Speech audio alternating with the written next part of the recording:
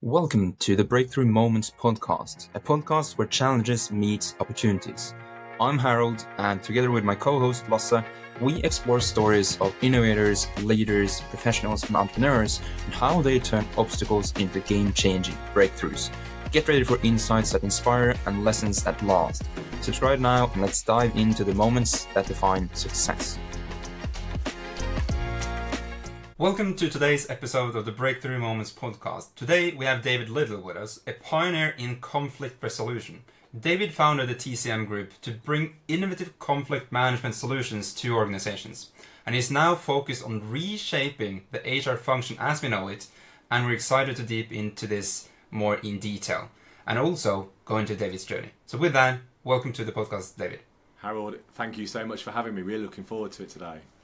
So for those that don't know you, because I got on her and we had a call before this so that you told me more about TCM, your journey and what you guys are doing.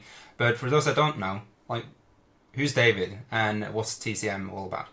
Fantastic. Well, thanks for giving me this opportunity, Harold. So just a little bit about me and how I got into this work. So my background in the late 80s, early 90s was in the area of race relations. I actually went and did a degree, believe it or not, in race relations. I was really interested in racism, why it happened, the causes, the economic and social factors that underpinned racism and inequality in many areas.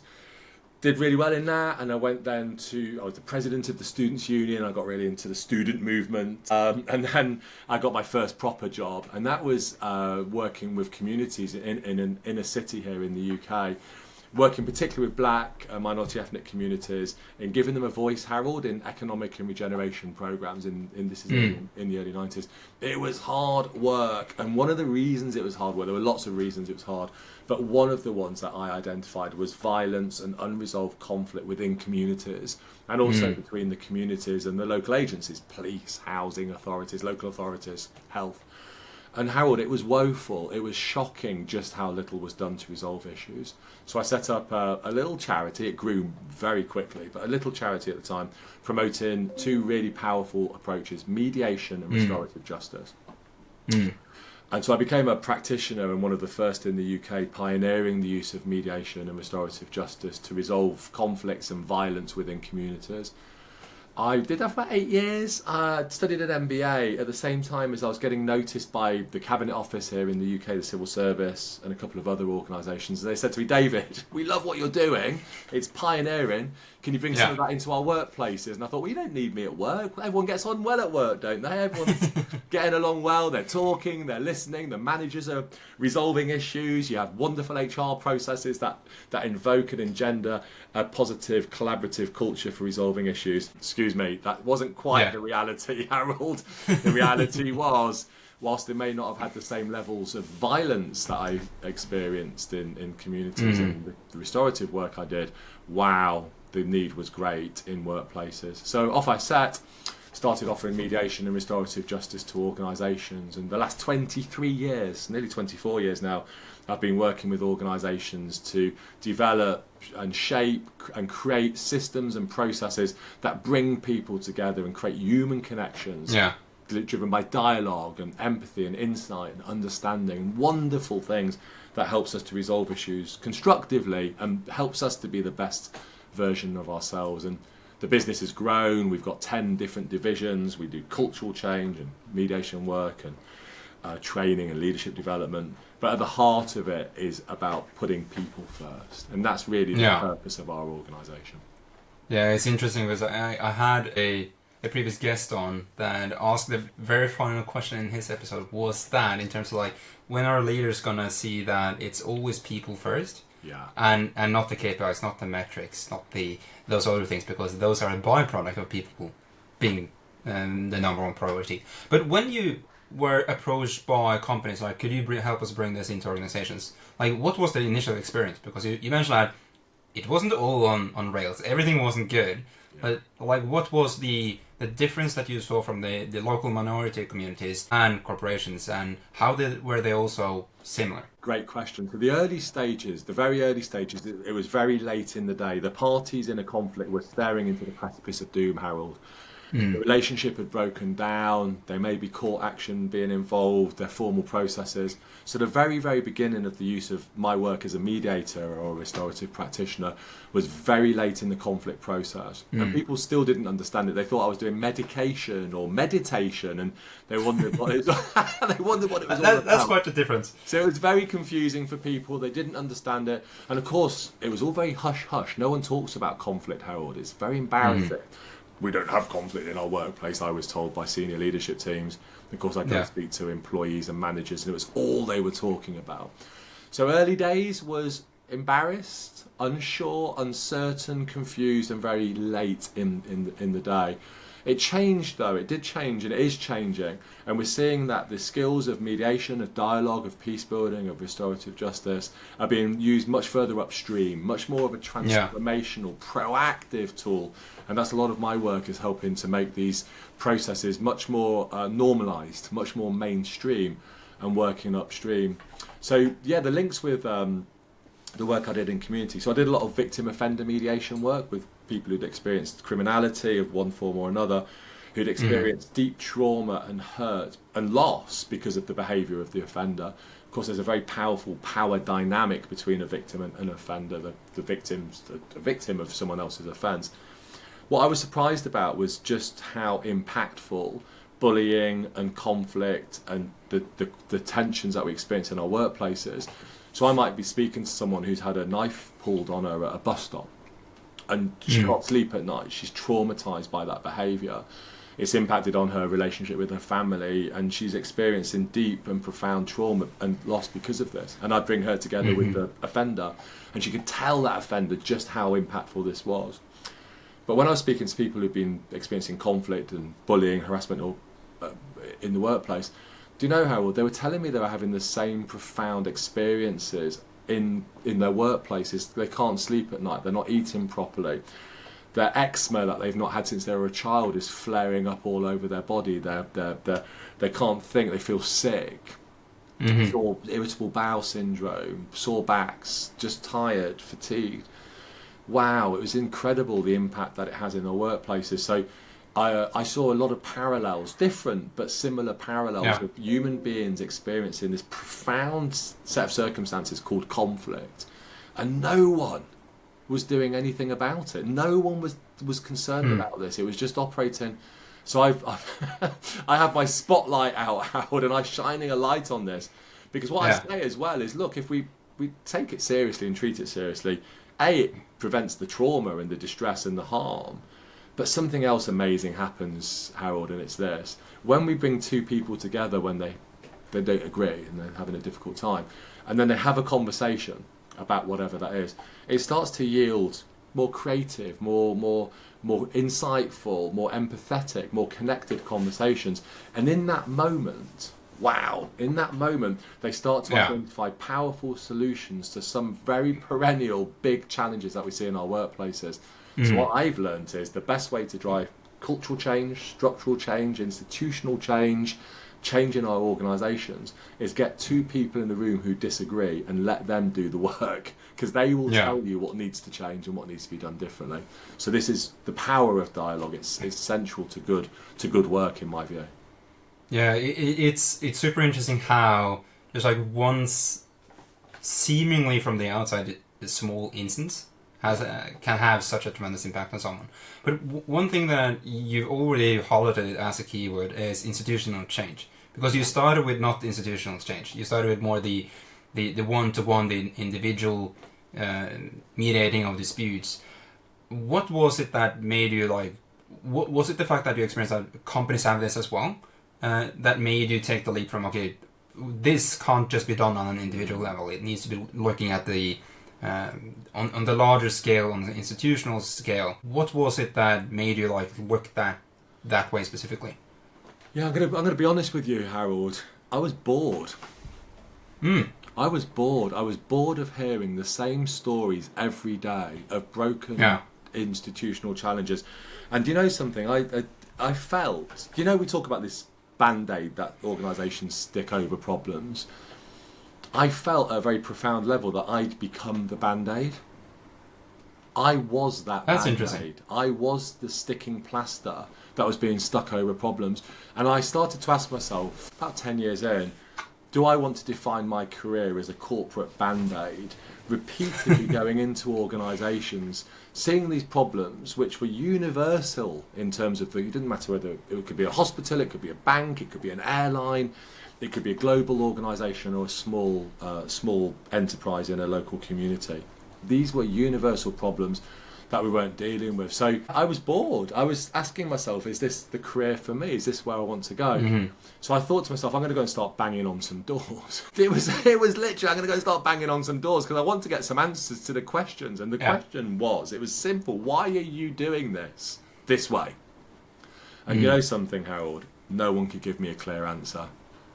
The answer I got was this: we've always done it this way. Don't we have a legal duty to do it this way? No.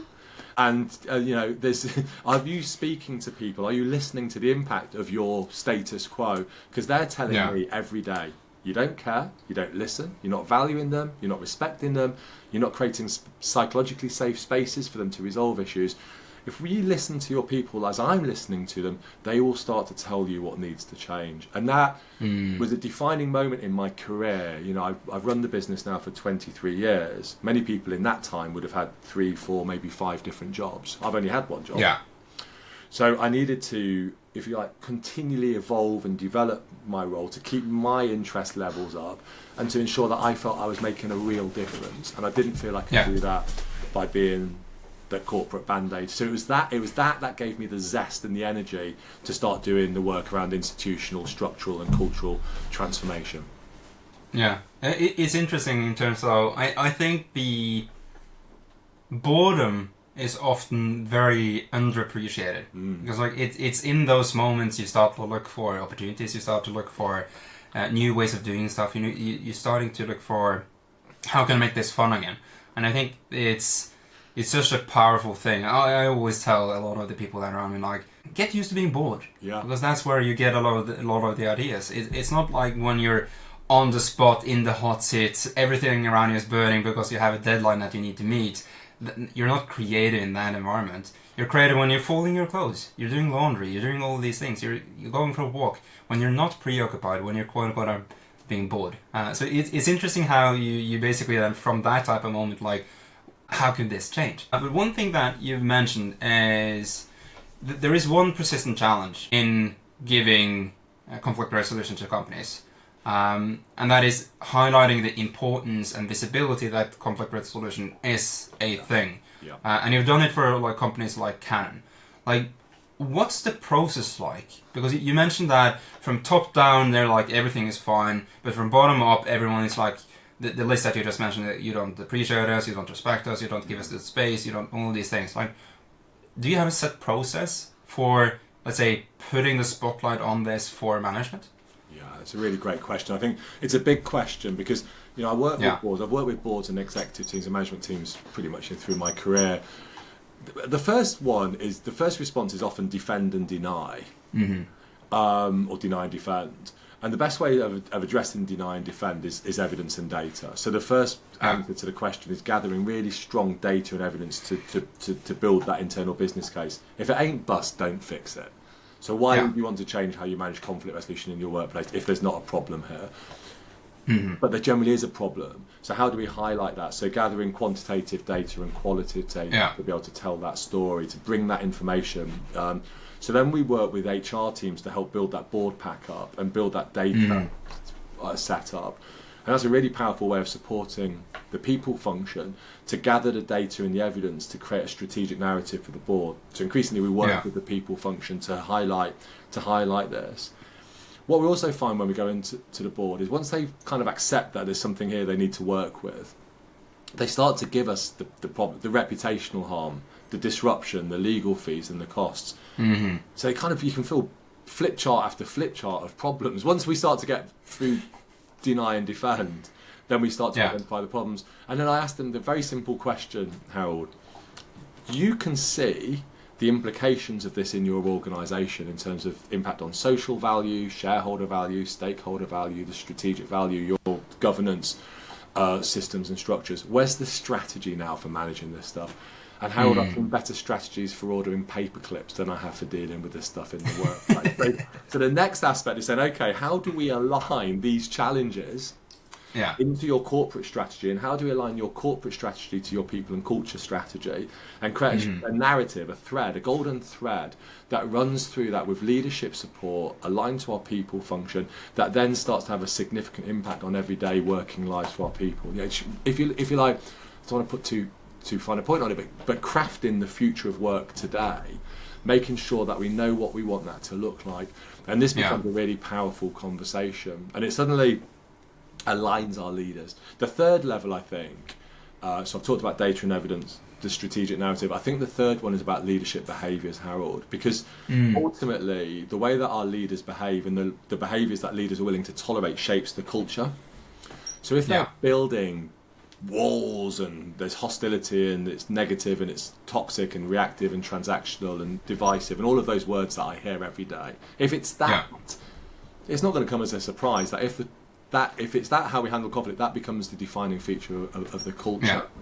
So it's about how do we as leaders behave at times of conflict, change and crisis, in order to be able to build and shape a positive and role model and shape a positive culture within our organisations. So the next question with leadership teams is, what are the capabilities, what are the competencies, and what are the behaviours that you need to help shape and model a climate and culture whereby we can resolve these issues constructively? So data, strategy, and behaviours. Those are, broadly speaking, the three areas we work with when we're working with an executive team. Yeah, that's interesting, David. So there's two takeaways I have there. So one is, how do you approach, let's say, a company to get buy-in from the top level? You don't necessarily go in on the top like, hey, you guys need to solve this, because then you have the denial and defend. It's more going to the source, the HR department that gets all of the input already. Like, this isn't good, this isn't good, this isn't good, this is the experience, to build up that data set, to then together with, let's say, the lower management, go to top management and the board to say, like, and put a spotlight on it, this is the factual thing. And then they can't deny it because it's their own data. That's an interesting thing, because I think that plays a role in a lot of different companies, depending on what you sell and what your company do, in terms of, like, where do you go first to build the best possible business case to help this company improve. So that what I would say that's an interesting takeaway, David, in terms of, like, how you guys have ended up approaching it based on the experience that you've had for the past 23 years. Just to pick up on that point, I think it's a really important point as well. So if the overarching narrative is deny and defend, which then gives rise to extensive inaction in our workplaces, avoidance, or expensive overreaction, legal costs, and so on and so forth. The deny is at the board, the defend is at HR. So HR is then becomes the custodians of a set of systems and processes which defend the employer from all of these bad behaviours across the organisation, if you like, the damaging, destructive behaviour. So not only does it give us the basis for the conversations to support leaders to create that strategic narrative, to shape their behaviours, it also begins to redefine the role that the people function's playing in the workplace, from a defend function of defend the organisation against the perceived risk, to a much more empowering, transformational, facilitative function underpinned by that data and information, and almost moving away from business partnering to people partnering, and actually expressing the needs of the motivations of our people and aligning them to the needs and purpose of the workplace. And that creates this very, very powerful transformation that we're seeing within the HR function, and that is really exciting as well. So it's a byproduct and also an important feature of the work that we do. Yeah. The second, that's interesting. The second one that I came to think of when you just spoke now was, it all starts at the top. Like, if you have bad practice from top management, there's no type of, let's say, change at the HR level or down below that is going to completely revolutionize a company. And that brings me to kind of like the next question, which is, to do this and do this at a, let's say, level that is fundamental for a company, you can't be reactive. I guess. You need to be proactive. you can't start to address this when the shit hits the fan. Like you need to look into the looking glass, like what's going to happen, let's say a year from now or 6 months from now or 3 months from now, like to have like the finger on the pulse in terms of like how bad is it currently and what can we ensure to make it less bad so that the likelihood of this boiling over being null. So like I guess then a lot of the work that you guys do is how you can make HR and boards and directors be more, look at this more proactively. Would that be a right assumption? It would be, I think. I think there's a scale from the reactive to the proactive.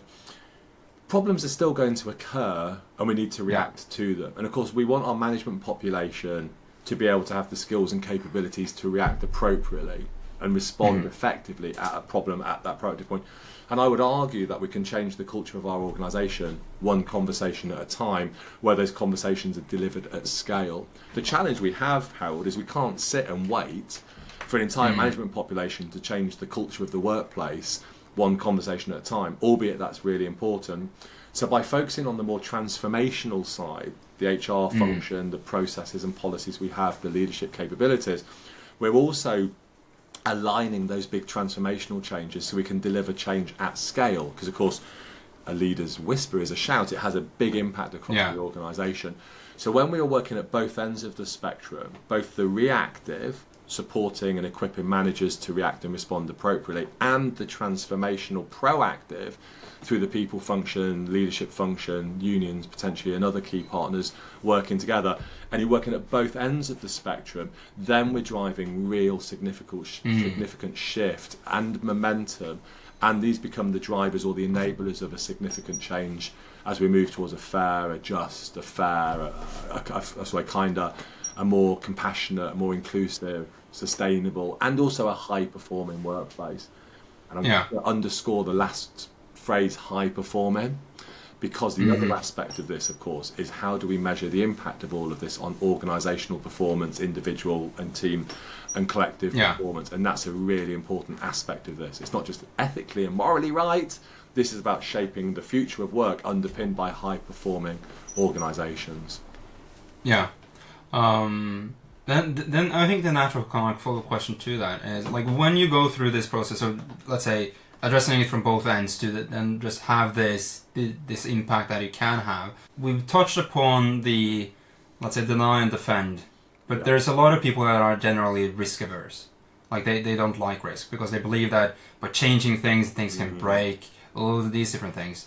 Like, do you have a case where someone were at the point where it was almost all falling apart to implementing this, addressing it from both sides, and then completely transforming how their business was structured internally and how they approached basic conflict management, really?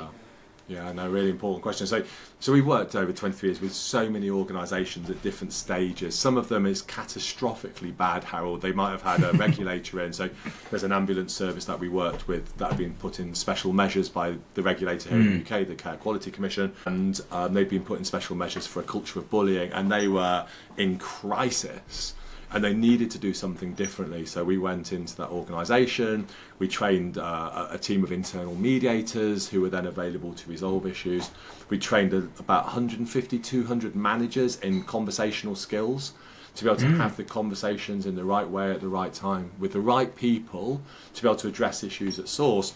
And then we went into the policies of it was London Ambulance Service. It's a case study that we've written about, and London Ambulance then rewrote their HR processes to move from reactive and risk averse grievance, discipline type policies towards a resolution framework, which then created this umbrella across the organisation, which then drove the focus on a more constructive remedy in the cases which it would work in, and then a quicker, faster response in the cases which were more serious, because everything was just dragging. And they came out of special measures about a year quicker than the CQC had anticipated them doing because of the work that had been done, and it was highlighted by NHS England, NHS employers here in the UK as an example of best practice of helping an organisation through. But another example that comes to mind is this time last week I was at the Personnel Today Awards in my tuxedo. With Next, one of our lovely clients, receiving the HR Impact Award. We'd won it again last year for our work with Burberry.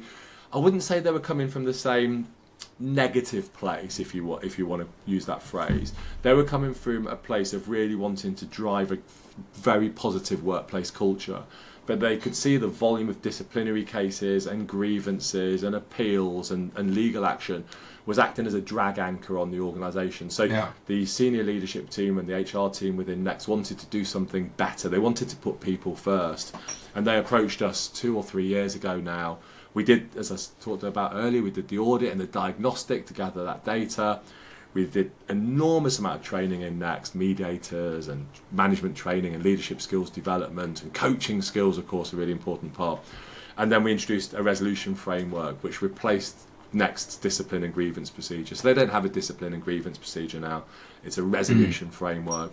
And the impact of that is savings in measured in hundreds of £1,000s per annum for Next, and that's just the high level cost. The human cost is the benefit is even greater, and we were delighted to get the award for HR impact at Personnel Today in acknowledgement of the incredible achievements from Next and their courage for wanting to do this stuff better, Harold, because that's what it took. It took someone to say, we want to do this better, and we celebrate that, applaud that, and are just thrilled to be part of those journeys. Yeah, that's amazing. And congratulations on the award. Yeah, thank you. Yeah, that's interesting. So, but if a company then wants to, let's say, the range is far and long in between in terms of what the current situation is. But if a company, let's say, want to try to approach, let's say, conflict management or have a conflict management process and approach this differently, like, what would be the 1 or 2, 3 things that they could start with? Yeah, I think the first thing is go and listen to your people, Harold. They will tell you what needs to be done differently. If we hide behind, I don't mean hide behind in a pejorative way, we genuinely hide behind policies. Let me give you an example. I was working with 2 very senior executives, Harold, and they were both in a difficult position. They both acted in a way where the organisation perceived there was misconduct, but that arose from a conflict that we're in. These 2 very senior executives, probably on £100,000 plus each, were told this very simple term: if you speak to the other person, you're in breach of the policy, you will be subject to gross misconduct. If you speak to each other, it will be gross misconduct. It's at that moment in time where you think the world has gone mad. So if we're putting policy before people, we're not listening to them. So my first answer to your question, Howard, is go and listen to your people. And if you need someone in who can do that, we help, other people can help. But go and give your people a jolly good listening to. Gather that data and the story, because it's a compelling case for change. You don't need to have anything else. They will tell you what can change. I think the second one is strive to put people before process. We've built walls of policies, processes and procedures. I mean, some organisations, they're chopping down the Amazon rainforest for all of this paperwork and documentation. You don't need it. But our people are 99.9% of people do not come to work to cause a problem. They're there because they believe in the purpose of what you're doing, and they have a deep sense of purpose and alignment to your work. And if not, they'll be there for other reasons, but they're not there to cause harm, apart from a very small percentage. So let's not treat everyone as a risk and everyone as a threat. So redefine our approach to our people. Let's put people first and have the policy when we need it for the cases which benefit from it, not a broad brush approach. And so I think that then moves to my third one, which is for our HR teams. If our HR teams sit as the custodians of these policies and procedures which define the employee as a risk and act as a tool of risk mitigation, it diminishes the trust in the people function. HR is now, I'll go to HR and tell them about your bad behaviour, Harold, is a threat. Going to HR should be the greatest gift we have in our workplace. It should be. We should now access all of this wonderful support. How did going to HR turn from an opportunity into a threat? And what that presents is an existential threat to HR, because if they are a threat and they're perceived in that way, people will stop trusting them. And as soon as you lose trust in a function, as we can see through the Edelman Trust Barometer, as we lose trust in functions, we start to see a decline in the fabric of our societies and the fabric of our of our world, as we're seeing and we're living through at the moment. So trust is the most important fundamental aspect of our workplace. So my third answer to the question is for HR to take a very long, hard look at itself and ask itself, am I building trust? Am I building the kind of relationships that I need to build so people come to me as an HR professional or people professional as an opportunity? I'm not being used as a sword of Damocles hanging over someone's head because HR and my processes are being used as a threat. So those would be my three pieces of advice to an organisation who are wanting to do this stuff differently or to do it better. Yeah, that's interesting. Like taking that hard, long look in the mirror and just like, okay, how are we perceived by the other parties internally in the company? Are we being perceived as someone that, if you come to us, we're going to snitch up top, and you're going to see the consequences? Or is it going to be, I'm on your team, so I'm here to help you and empower you so that you can have the best possible as you can, and then empower the entire team and the team and organization, rather than being that, let's say, safeguard of policies and compliance, which you mentioned that, and I also believe a lot of companies have HR being and executing that specific function. And that's, I think that's a reflection that a lot of companies and especially HR people need to have. So hopefully someone in HR listens to this video or this episode and can maybe take some gold nuggets from it.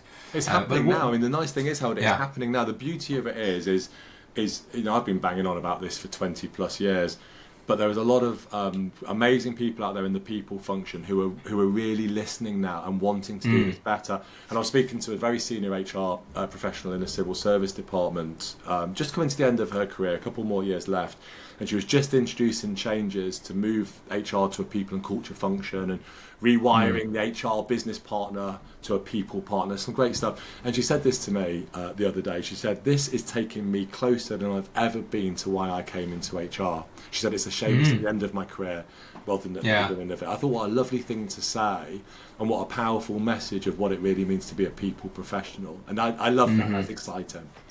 Yeah, that's interesting. A bit of a, let's say, beautiful ending then, I guess, to her purpose in terms of why she got into it, in terms of her career. But you mentioned a keyword last time we spoke, culture hubs. Yes. What's that? Like, you gave a very, very brief one. I was kind of like, that's interesting. I have to get David to go more into depth on that when we're there. What's culture hubs and what is it all about? So the Culture Hub, I set this out in my book, Transformational Culture. So the Culture Hub is a multidisciplinary group of people who answer a really important question in our workplace. It's a question of our time, Harold. Who owns the culture of this organisation? Okay. And when we start to answer that question, it's riddled with complexity. It's everyone, it's no one, it's the leaders, it's the employees, it's the managers. So the answer to the question, as I see it, is it's all of us. So the Culture Hub brings all of us together in this multidisciplinary space. It's chaired by the Chief People Officer, who with direct line reporting into board, into exec. So it has authority, it has the ability to drive the changes, it's multidisciplinary. So the second aspect of it is it reshapes the social contract between the triumvirate of the employer, the employee, and the HR or the people function, that triumvirate between those three. It then uses a set of strategic enablers, which I again set out in my model, which drives the cultural change. And what the Culture Hub becomes is it links into the sort of thinking from the Ulrich model and elsewhere. It becomes a centre of excellence, but it becomes the people experience centre of excellence because it is obsessed with driving a powerful people-centred workplace, purpose-driven, values-based workplace. So it becomes the COE. So you might have a talent COE, an ED&I COE, or other centres of excellence.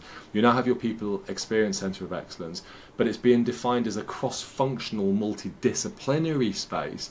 And the beauty of that is it becomes predictive and proactive rather than transactional and reactive, because we've got our antenna up, we've got our strategic finger on the pulse, we're creating these strategic enablers to drive the change and sustain change. So there's this flow of data and energy into the Culture Hub.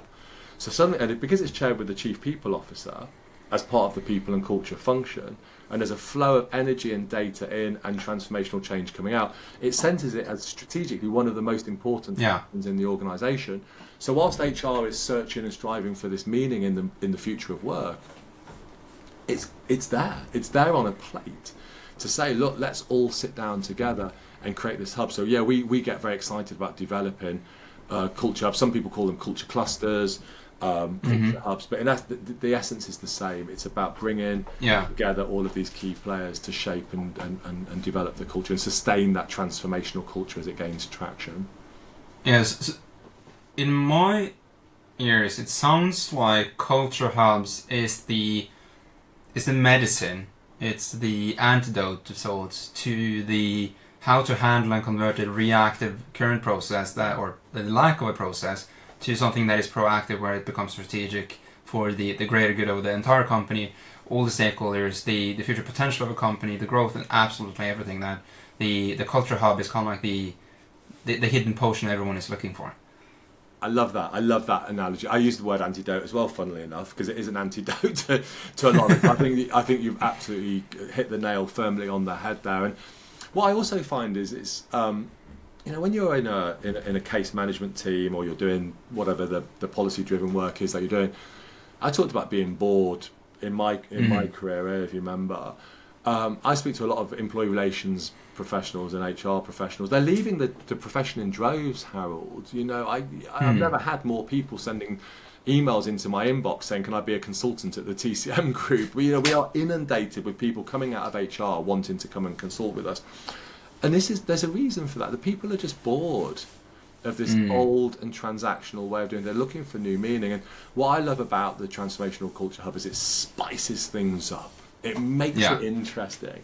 It gives us a new sense of purpose and a new direction for a function which, it's not just me saying this, I think there's a lot of people saying it desperately needs a bit of spicing up and a bit of energy injected into it. So it feels very exciting. And when you see them happening in organisations and the conversations that happen, particularly between unions and management, but it could be between management and leaders or unions and HR. But when you see those happening and you're part of those conversations and you're listening to people talking the same language, they've got similar needs but maybe opposing views, but they're managing that in a positive way, in a sense of alignment and co-creation and co-design and collaboration, it turbocharges. It's an energy source that turbocharges the organisation forward. Yeah, it's funny how as soon as you, let's say, put a concept or a name to it, it becomes something of its own, and it's way easier to conceptualize, to understand, to get behind the banner of it, and it just, this is cool, we want to do this. It's funny how that works, and I think it was a nice way to just like bring that up, because again, from my take from the conversation that we had so far is, one, there's too many companies that have this old-fashioned way of looking at HR, which basically is this policy supervisor internally in a company. And we're now seeing, decades after the function was invented or came to life, that it doesn't solve the issue in terms of solving conflict. And that compounds into disengaged, high churn rate of employees, all of these negative things, and the function itself is falling apart in terms of trust, and also people are leaving it, as you said. Now I'm presenting it quite grandiose in terms of the potion that can solve it, but like as soon as you then put the name to, let's say, these culture hubs where you share it, the function has a completely different purpose in terms of bringing people together and empowering rather than policy supervising. Like, companies need the culture hubs. That's my number one takeaway. Like, you have the dots, you have the two lines under it, like you have in math. Like, now that's the final answer. Culture hubs is what companies need. I love that, Harold. I'm going to quote you back. I completely agree. And I think and also you're not giving anything up. You still have, we know employees desire for mastery, autonomy and purpose, and we get that. We understand that. We also know that the board needs to be able to have control and authority and power, and we can't deny that. We can sort of say that's a good thing or a bad thing, but it exists. But those two things, when they meet together and co-creation within that space of mastery, autonomy and purpose and power and control and authority, and they come together, and the culture hub is the space where they can come together. So you still have control, authority and power, but rather than having power over, you're having power with your people. You can still control the narrative and drive the organisation forward. You're not stopping your role as a leader from being able to do that, but you're doing it with your people, with the people function, the HR function as was, the people and culture function as is, supporting and driving that forward. So you can still have your fundamental need met as a leader for power, authority and control, while still giving your employee the Daniel Pink. I mean, I've got my book here, Drive, this is it. Daniel Pink's Mastery, Autonomy and Purpose. So we know how important this is, but we can't ignore or deny the importance of power, authority and control within our leadership. But the two can come together and they can coexist in a really exciting way. And I think the hub, again, I'm just following your lead on the excitement now on the hub, but the hub, the culture hub, the transformational culture hub is a space where those two come together, and managing that is the people and culture function. Wow! Yeah. Now we're into some really interesting stuff around the future of work. Yeah, it's funny how with my energy we're able to hype up the creator of the term or the concept in itself. But this has been super interesting. This has been super interesting, and I have a couple of, let's say, a couple of pages from your book that I'm going to put into my book, and hopefully a couple of the listeners and viewers are going to do the same. But I always end every episode with the same question, David, and I give it a bit of a heads up because it's a tall order to give it on the spot. And the question goes like this. If you could get an answer to one question related to your business and what you do, what would that question be, and what would you want to know? Yeah, it's a really great question. I kind of ponder this a lot. I'm an entrepreneur. I run, in essence, 10 different businesses within the TCM Group. So what I've found over the 20 odd years is you're always pulled back into the business. And I've always got these ringing words from mentors and coaches that I've had over the years, which is work on the business, not in the business. But it's so hard, Harold, to do that when you've got a lot of things put in. So the challenge I face, and the question I'd always like to have an answer to, and if anyone's got a great answer to this, I'd love to hear it, because how do you work on the business and not in the business when working in the business is helping to drive the changes, and when you want to pull yourself out, but you get pulled in. So I've always found that phrase, work on the business, not in the business. I totally get it on an intellectual level. It makes perfect sense to me, and on a piece of paper, you can imagine it's a meme. It's beautiful. You can see it on LinkedIn. Yeah. But the reality, I find incredibly difficult, and getting that balance right, and knowing how and when to pull back, to empower, to go in and support, is constantly making judgment calls, you using intuition, trying to gather as much data as you can. It's really hard. I find that really, really hard. I find it the hardest part of being a business owner. So it's that. If anyone's got an answer to that question, please do send it to me, because that's the one I struggle with the most, if I'm honest with you. Yeah, I think I recognize it. I feel it the same way as well. And I have a lot of other friends and associates and people I know that are also in the founder and CEO role, operating companies, and they all say the same thing. Like, I wish to get out of working in the business. I want to work on the business, but how do I get started? Like, where do I start? So hopefully a couple of people listening, and maybe, hopefully, touch wood, have an answer to it. But I've learned plenty, David, and I really appreciate this. If someone wants to reach out, learn more, get in touch, what's the best places to go? Yeah, no, thank you, Hal. So I'm on LinkedIn, so please do track me down on LinkedIn. You can find me on, we have various websites, but the main website of the TCM Group is simply thetcmgroup.com, thetcmgroup.com. I think if you just put in tcmgroup.com and forget to put the is a debt collection agency, so do remember to put the in front of the tcmgroup.com. And then you can drop me an email if you like. It's david.liddle@thetcmgroup.com. And I'd love to hear from people and carry on the conversation through whatever means suits people best. Perfect. Yeah, we're gonna at least make sure that the website and your LinkedIn profile is down in the show notes and description once this goes live. But David, the final thing I can say is thanks so much for taking part in the podcast. It's been a pleasure. I've really enjoyed it, Harold. Thank you so much. And I think we could have talked about culture hubs a lot longer, but I've really enjoyed it. So thank you so much for inviting me to be part of this conversation today. My pleasure.